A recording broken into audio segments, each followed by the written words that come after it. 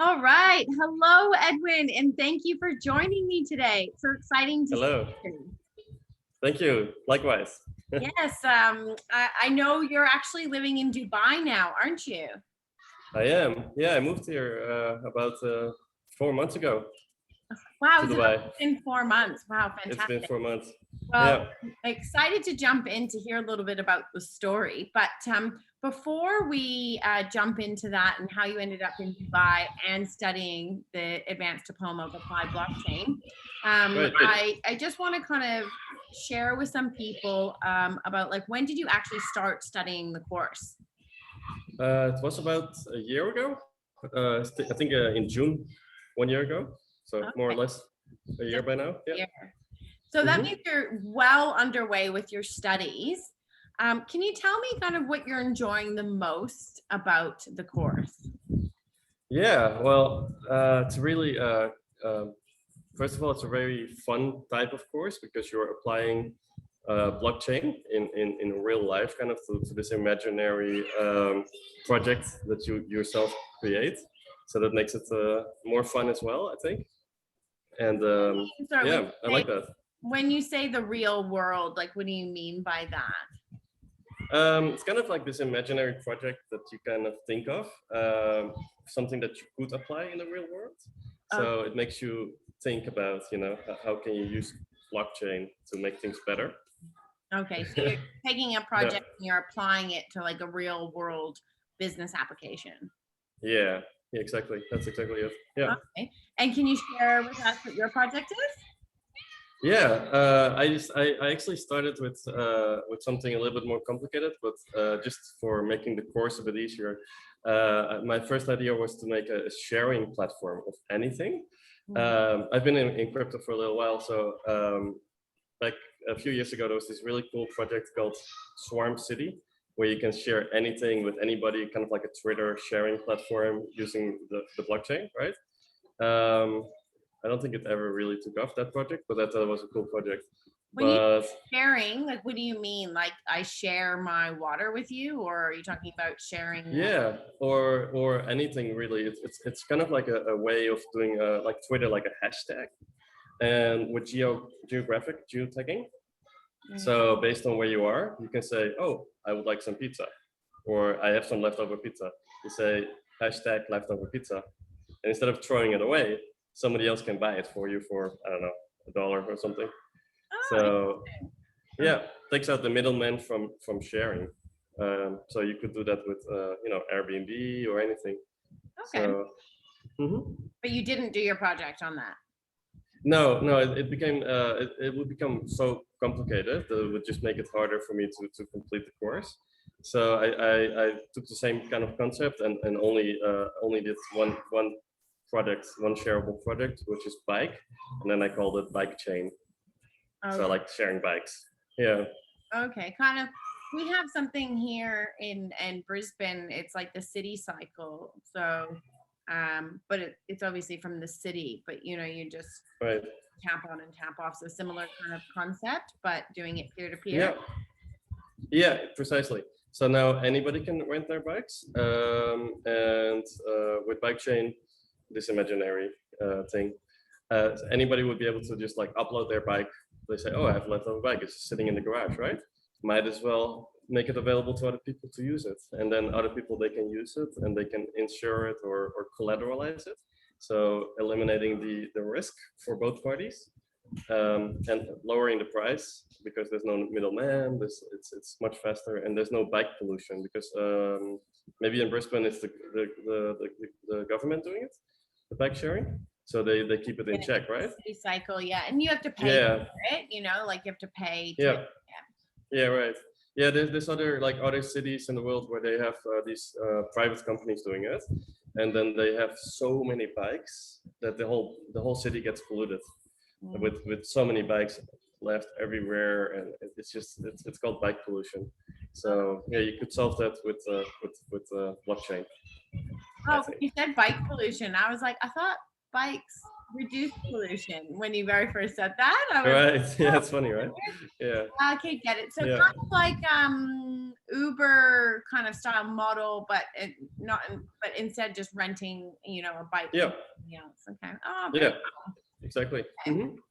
Well, the next question I have for you is like, what made you decide to study the advanced diploma of applied blockchain? Yeah, well, I've been a fanatic of blockchain for a few years already. So I really love the technology and what it can do for the world, right? I think it's the next big thing. So yeah, I figured like I used to have a company, a few companies. So I'm an entrepreneur and a strategic thinker because of that, and I love blockchain. So when this course came along, it was kind of like, this combines blockchain and entrepreneurism, strategic thinking. So it was perfect for me. Yeah. So it was perfect fit for you that wise. But at the time that you started studying the course, you were also living in Australia, weren't you? Yeah, exactly. So this also helped me staying there legally on a student visa. Okay, so it was just, yeah. you obviously had other options to choose. Like that wasn't the only option, but you know, you looked at all your options and you're like, okay, well, Right. something that I enjoy doing, and you know, with all your other values of being an entrepreneur and blockchain. Yep. Because I Yeah. remember telling me that's why you ended up choosing to study the course. Yeah, that was definitely a big deciding factor. Yeah, I wasn't gonna study anything, but I kind of like, I was in Australia and because of circumstances I had to stay longer. So it was a good way to get a visa. Yeah. Yeah. Okay. And but you've left now, so you obviously don't need the student visa anymore, and you've continued to study. Yeah, right. Yeah, so now I'm in Dubai and living here now, and I just want to finish the course, get my diploma. It's really fun. Also, I really enjoy it, yeah, and then begin a consultancy company or something here. Well, that was going to be my next question. Like, what are your kind of plans on doing once you've finished your studies? You know, what kind of direction do you feel to take the, you know, the knowledge that you're gaining through the course? Yeah, so basically I want to, I already do some company consultancy once in a while, but I don't have any diploma for it. So this kind of like covers that as well as blockchain. So I can start doing company consultancy and blockchain company consultancy kind of thing, like implementing blockchain for many projects or companies, organizations. Yeah, it's fun. So. And I think the most important thing is that it's fun, right? So if you're doing something that you enjoy, you're doing the right thing. So yeah. Well, because I do remember at one point, you know, when we met, you were telling me that, you know, you really liked cooking, and you were even considering potentially actually teaching the course. Are you still thinking about doing that, or are you just going to go down? Yeah, actually, yeah. I think that's also nice to do and enjoyable. So I might consider teaching it or consultancy or maybe both. Yeah, I don't know yet. Why not, right? The one great thing about you know, this type of work is you can kind of do it from anywhere, which is yeah, that's amazing, isn't it? Yeah, you can definitely do it anywhere, from the beach or yeah. Well, you know, what advice would you give to anyone that was kind of thinking of studying this course? Yeah, so I go to these Bitcoin meetups or blockchain meetups here, and people always ask me like, "What do you do?" And then I tell them about the course, and the first question they ask me is like, "Do I have to be a programmer? Do I have to understand Solidity and stuff?" So about this course, the advice that I would give is that it's not like technical, it's more strategic, right? So I think if you're a programmer, it would be a good fit to add to your programming skills because it gives you the perspective, right, of how the entire organization becomes successful. Yeah. And if you're not a programmer, it's also a perfect fit because it's a strategic course. Yeah. So yeah, I think that's the main advice I would think of. Yeah. Yeah. Okay. So you said that you had been in kind of crypto before, you know, you found this course, and that was kind of one of the reasons. You know, when did you maybe just tell people a little bit of kind of your journey, maybe leading up to before you studied Yeah. course, and what made you kind of get into crypto and blockchain? Okay. Yeah. My journey before. Um, yeah. So it was a long time ago. I had a company in Amsterdam, and I learned about blockchain, right? I learned about Bitcoin. So it was called Amsterdam Home. We were managing bookings for holiday apartments. So the first thing I thought was like, oh, it would be cool if we can accept Bitcoin here. And then I moved my company to Ecuador, and a few years later, I kind of like gave up on it because it was so difficult back in those days. When you Maybe say 2 back years in later, those days, like when was that? Like how time 2011-ish, frame? Like, 2012. oh wow, that was like Yeah. back in the day. So you found out about like Bitcoin super early. Yeah, exactly. But back then it was so hard to actually like purchase it. And I was so busy managing my company that I never ended up buying. So that's a big bummer. But then later, I obviously I did. But that was like a few years later in Ecuador. And then I started accepting payments in blockchain as well. Blockchain currencies, cryptocurrencies. Yeah. I mean, and we started paying out our customers because we were managing holiday apartments all over the world. So we were also managing the payments for those. And we gave our customers the option to be paid in crypto, right? So we did that through Uphold, which is kind of like an exchange and a payment platform. So we created an implementation. This was like maybe the implementation was created in 2015, I believe. I always forget the year. But so yeah, we had one of the first implementations to pay out cryptocurrencies for renting your apartment anywhere in the world. So like AirBNB, like if somebody was a customer of AirBNB, they could choose to get paid out in crypto, or they could choose. Exactly. Yeah. Yeah. So we had like 30 agencies like Airbnb, and then we would take the payments and we would reconcile the payments, and then we would pay out like 2 days after every check-in. And some owners, like in Amsterdam, we had a bunch that actually accepted payments in Ethereum, one of them, and they could choose their currency as well. And after the 2017 boom, they made quite a lot of money thanks to it as well. So that was nice. Yeah. And do you know if there's any like current platforms that are offering that? 'Cause that sounds like a great opportunity, or is Airbnb just kind of taken the market? Yeah, everything is going like, not everything, but like for holiday apartments, depending the city, most payments, most bookings come from Booking.com and Airbnb. So two nowadays platform. So. Yeah, so there's no, you don't need 30 websites anymore, which is why my company doesn't exist anymore. Isn't there an opportunity there then for somebody to do a decentralized platform and get rid of like these centralized platforms that are dominating the space? Like yeah, that's going to be the next thing, because we have this problem of monopolization, right? Where one or two centralized companies control the entire market, and it's not healthy. That's not correct. No, definitely not. I'm amazed you didn't do your project based on that model. That would have been a great model for you to build the project out. Yeah, actually, yeah. Also, when you choose a project, that's another advice I would give. It has to be simple to make it easier to get the diploma, and to make the process of learning easier. I think to not to have clarity and not to create like noise. You know what I mean? Yeah.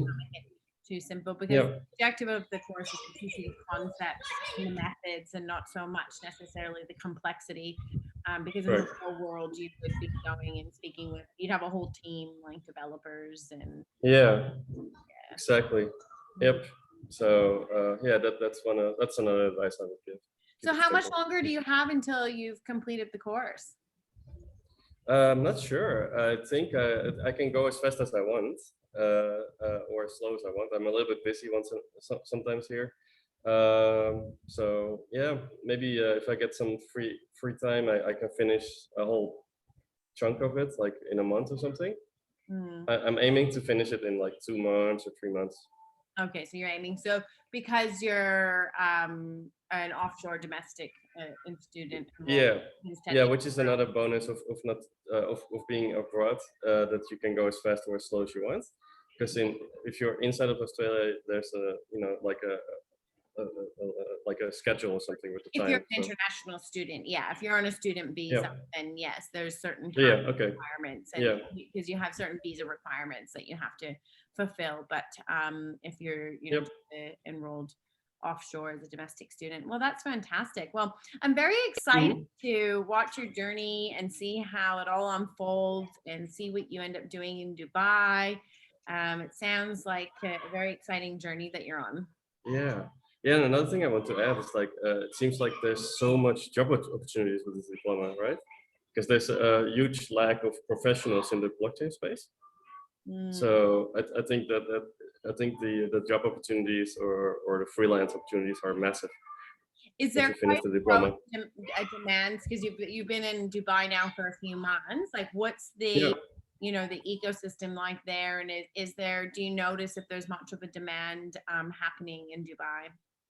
Yeah. Well, I go to the meetups and I talk to people. Well, there's a huge lack of programmers. That's one thing I definitely noticed. And yeah, I mean, I think the same would count for strategists, right? Analysts, Yeah. consultants. Mhm. Because I've seen it before, like a couple of articles have come across when it's like, Dubai building a smart city and, implementing blockchain solutions. So I just wasn't Yeah, sure like how advanced they were and, how kind of much this has been implemented into their. yeah, right. Well, apparently, like a bunch of the government stuff that works on blockchain. I don't know the details of that, and they're opening a crypto center in the DMCC. Okay. So it's like a, a free zone dedicated to crypto. So I signed up for that also. So when it opens, maybe I'll like put my company there or something. I don't know yet. What does that mean by Yeah. a free zone, a crypto free zone? What does that mean? Yeah. So it's basically like it's kind of like a legal framework that you can create your company in Dubai or in the UAE, and then you can get your license so you can operate, and these free zones, they are more free, hence the name free. So you don't pay tax, all those things. Okay. Yeah. Interesting. And they Well, use British law, which is like really good as well. be interesting Yeah. to see what happens.